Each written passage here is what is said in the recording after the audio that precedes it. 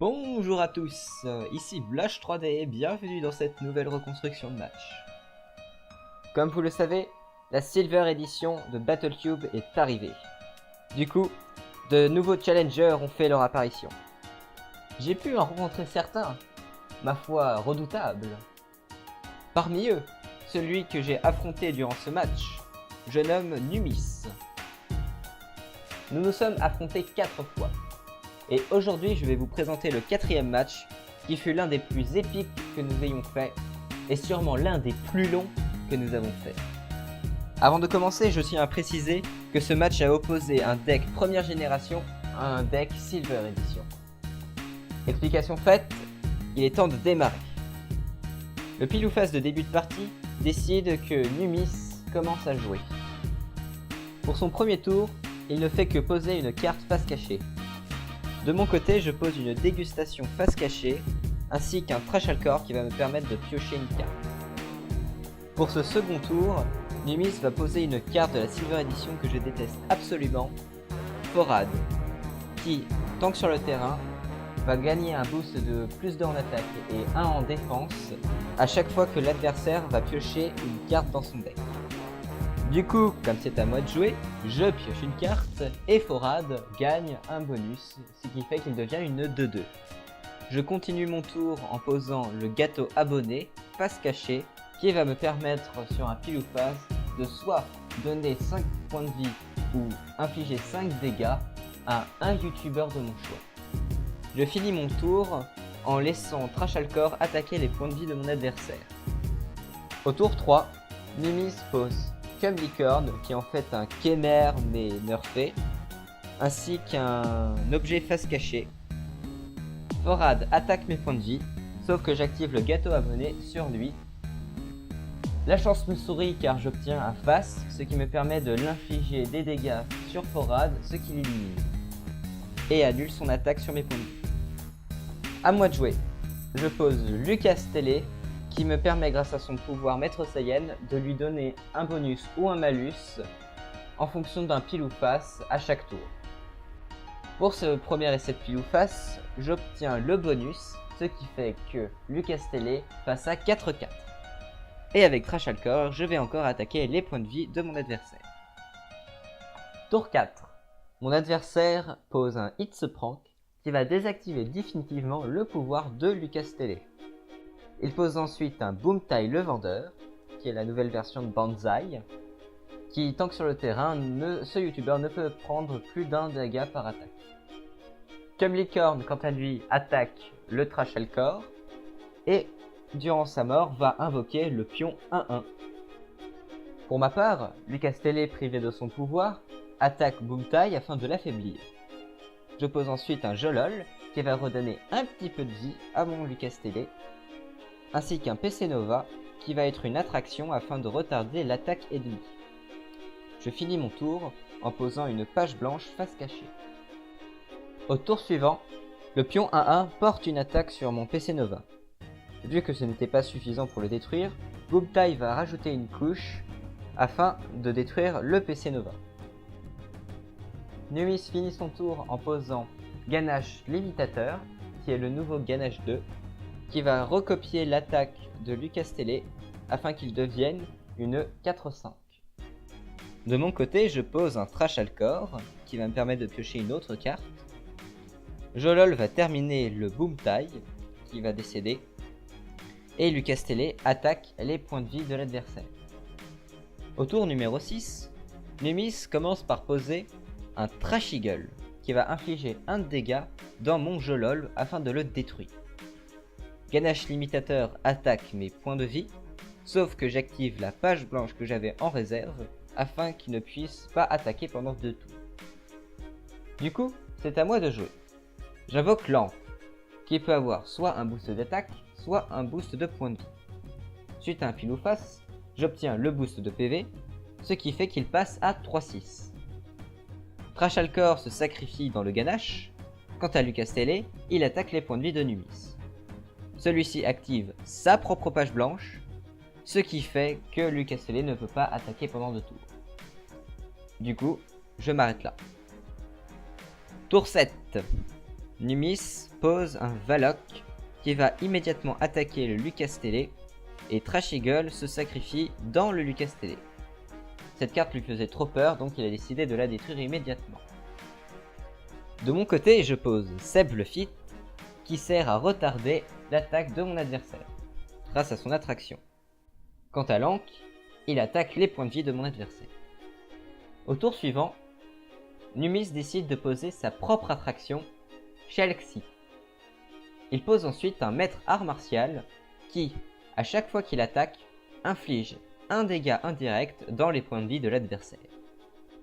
Ganache, qui se réveille enfin de son sommeil, attaque Seb le Fit de plein fouet. Pour riposter, j'invoque Rémi Roublard, qui peut prendre le pouvoir d'un autre youtubeur sur le terrain. Je copie le pouvoir de maître art martial. Avec Seb le Fit, j'attaque Shelxie. Et Lank attaque maître art martial. Nouvelle phase d'attaque pour Numis. Maître art martial termine Seb le Fit tout en infligeant un dégât dans mes points de vie. Et Ganache s'attaque à Lank. Les deux bancs sont nettoyés. Numis termine son tour en posant Aerosh, qui lui forcera à jouer avec 8 mana au lieu de 10. Pour contrer cette carte très dangereuse, j'invoque Trash Eagle qui inflige un dégât dans Aerosh, ce qui permet à Rémi Roublard de le terminer en un coup, mais ça m'oblige à le sacrifier. Et c'est maintenant que les choses sérieuses vont commencer. Pour son 10e tour, avec seulement 8 mana, Numis invoque Super Salopard, qui est une charge, mais en moins bien parce qu'elle peut pas attaquer les points de vie de l'adversaire. Mais cela ne l'empêche pas d'attaquer mon Trash Eagle avec, ce qui fait que son Super Salopard n'est plus qu'à 6-1. À moi de jouer. Sachant évidemment ce qu'il allait faire au prochain tour, je n'ai malheureusement aucune carte pour détruire son Super Salopard en un tour. Ainsi, pour me préparer au pire, je pose Studio Bulle de Thé avec un effet qui passe à la trappe pour avoir des cartes sur le terrain. Évidemment, au tour suivant, l'inévitable arriva. Numis pose Amixum. Bon, d'abord il me détruit un swap de ma main à cause de l'effet piano magique. Mais comme Super Salopard est sur le terrain aussi, les deux cartes vont se sacrifier pour permettre à Numis d'invoquer la Team Baguette, dont le pouvoir Baguette Magique invoque un abonné 4/4 avec Attraction, qui attire toutes les attaques. Bon, déjà je me pisse un peu dessus à cause de la puissance de la carte, mais Numis ne s'arrête pas là. Il pose ensuite une FAQ qui permet de réactiver le pouvoir de la Team Baguette. Ainsi, un deuxième abonné 4/4 avec Attraction est invoqué sur le terrain. Je suis en très mauvaise posture. Il faut absolument que je passe ce monstre. Studio Bulle de Dé va se sacrifier dans un des pions Attraction. Je pose ensuite Hugo Calais qui va me permettre de piocher 3 cartes. Et je termine mon tour en posant un swap face cachée. Au tour numéro 12, tout s'enchaîne. Numis ne pose aucune carte, mais il se contente d'attaquer avec Team Baguette et le pion 4/4 mes points de vie. Je prends 10 dégâts d'un coup. Pour ma part, je pose Jigmei, qui va fournir un bonus d'attaque de +4 à Hugo Calais. Celui-ci va attaquer le deuxième pion 4/4 afin qu'il n'y ait plus d'attraction sur le terrain. Mais Numis n'a toujours pas dit son dernier mot. Au tour suivant, il pose Gamax 12, qui est une autre attraction, ce qui fait que je ne pourrai pas attaquer ses points de vie au tour suivant. La Team Baguette attaque mes points de vie, ce qui fait que je passe à 13, et il termine son tour en posant un objet face cachée. Pour ma part, je pose Monsieur JD, qui est une attraction, ainsi qu'une FAQ, dans le but de réactiver le pouvoir à la pause de Jigmei, afin de donner un bonus d'attaque de +4 à Monsieur JD. La stratégie est d'emmener au moins un joueur au tapis avec l'attraction. Cette stratégie est contrée par l'objet qu'a activé Numis, le plagiat. Le plagiat est un piège qui permet de désactiver et de détruire un objet du terrain adverse. Et en plus, il copie l'effet de cet objet. Ce piège que je ne connaissais pas me déstabilise beaucoup. Je pose ainsi un Digi-Digit qui va devoir aller sur le terrain adverse, mais qui me permet de récupérer 2 cartes de mes KO. Par chance, je récupère la FAQ que je venais de perdre, afin de rétablir ma stratégie que j'ai énoncée précédemment. Je termine mon tour en ayant un Monsieur JD à 6-1 et un Jigme n'ayant pas attaqué. Pour ce 14e tour, Numis est obligé de sacrifier Gamax 12 dans mon Monsieur JD. Il pose ensuite un monopole qui lui permet de ne pas recevoir de dégâts directs s'il y a encore des youtubeurs sur son terrain, qu'il active dès ce tour. Il pose ensuite la FAQ qu'il m'a volée pour réactiver le pouvoir à la pause de la Team Baguette. Ainsi, un nouveau pion 4-4 avec attraction fait son apparition. Et pour ajouter une couche au niveau défensif, il pose une autre attraction, Zeb Elfritos, qui est Seb le feed de la version Silver. A mon tour, Jigme va attaquer le pion 4-4 pour laisser la place à Hermite Contemporain qui va faire des baisses de stats sur toutes les cartes du terrain, comme par exemple -2/-1 sur les monstres gaming et -1/-1 sur les youtubeurs humour. J'active ensuite mon swap afin d'échanger ma dégustation contre le monopole de Numis. Et j'active le monopole. Et c'était au tour 15 où nous avons été confus. Oui, confus, car nous ne savons pas comment utiliser le talent monopole. Est-ce qu'il continuait à être actif même si l'ermite contemporain a été éliminé? Ou est-ce qu'il était désormais inactif puisque ermite contemporain était éliminé? Ceci nous le savions guère, car monopole a été activé lorsque ermite contemporain était sur le terrain. Et il est toujours durant le tour de l'adversaire. Pour ne pas nous causer de problèmes et surtout pour pas nous craser le crâne comme des abrutis, nous avons décidé de le laisser actif même si ermite contemporain est éliminé. Donc Zeb le Fit élimine l'ermite contemporain et Numis s'arrête là pour ce 15e tour. De mon côté, je repose Jolol que j'ai récupéré grâce à DigiDigit, qui ne me sert à rien à part embêter mon adversaire car il y a des cartes sur mon terrain. Je pose ensuite une page blanche face cachée afin de mettre un petit coup de pression à mon adversaire pour qu'il ne puisse pas attaquer avec ses youtubeurs. Il faut dire que cette ruse a plutôt bien fonctionné puisque pour ce 16e tour, Numis n'a attaqué qu'avec son Zeb Elfritos, ce qui fait que je n'ai perdu que 2 points de vie. Cependant, il pose le couteau 1000 degrés, ce qui détruit Jolol. J'en profite alors pour poser ma Cadoline. Cadoline qui m'a sauvé plus d'une fois, car elle permet d'échanger les points de vie de l'adversaire avec les miens. Et il faut dire que la chance me sourit encore durant ce match, car ça réussit. Du coup, je passe à 17 points de vie et mon adversaire à 5.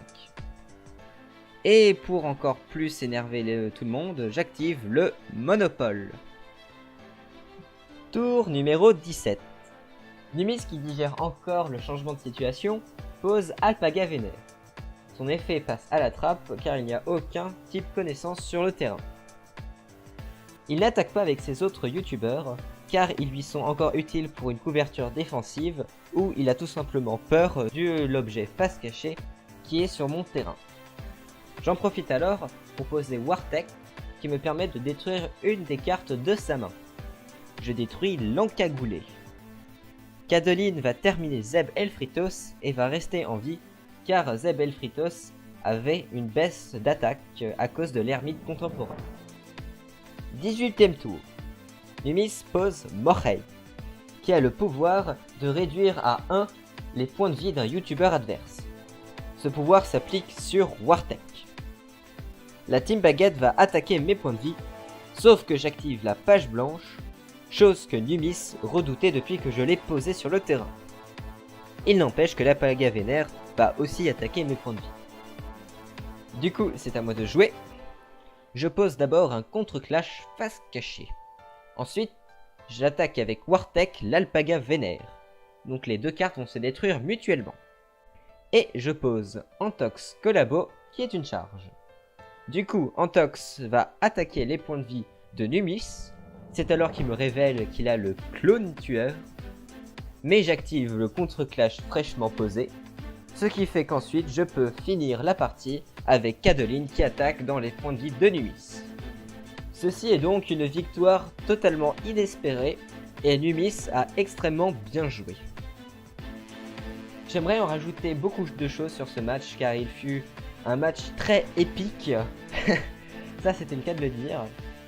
Et du coup, ce que je vous propose, c'est que prochainement va sortir une vidéo commentaire à ce match pour plus d'explications sur certains coups, certains de mes ressentis durant le match, et bien sûr, qu'est-ce qui aurait pu se produire autrement. Dans tous les cas, j'espère que vous aurez apprécié cette vidéo. N'hésitez pas à me dire dans les commentaires s'il y a des choses à améliorer. En attendant, je vous dis à la prochaine pour de nouveaux matchs. C'était Bloche 3D, ciao!